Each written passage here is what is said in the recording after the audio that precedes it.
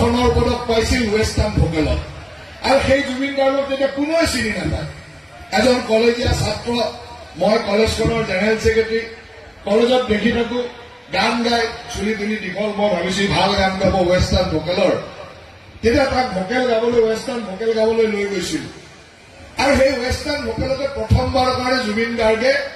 সোণৰ পদক পাইছিল আৰু সেইটোৱে জুবিন গাৰ্গৰ প্ৰথম ৰাজহুৱা চিনাকি যে তেওঁ এজন সংগীত শিল্পী হিচাপে আৰু আজি জুবিন গাৰ্গ কলৈকে গৈছে আপোনালোকে জানে সেই 91 চনৰ কথা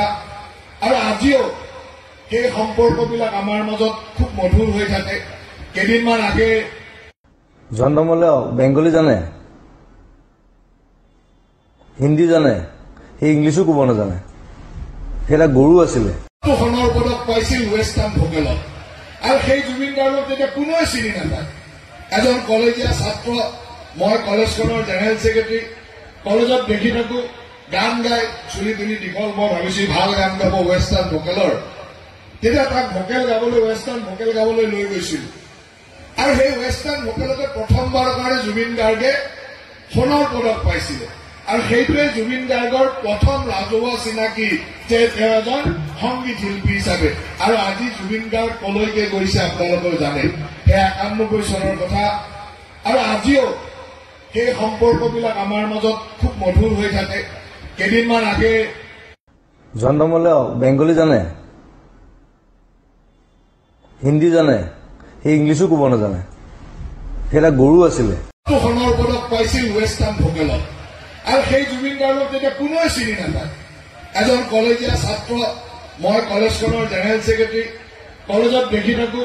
গান গাই চুলি তুলি দীঘল মই ভাবিছো ভাল গান গাব ৱেষ্টাৰ্ণ ভোকেলৰ তেতিয়া তাক ভোকেল গাবলৈ ৱেষ্টাৰ্ণ ভোকেল গাবলৈ লৈ গৈছিল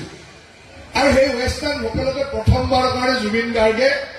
সোণৰ পদক পাইছিল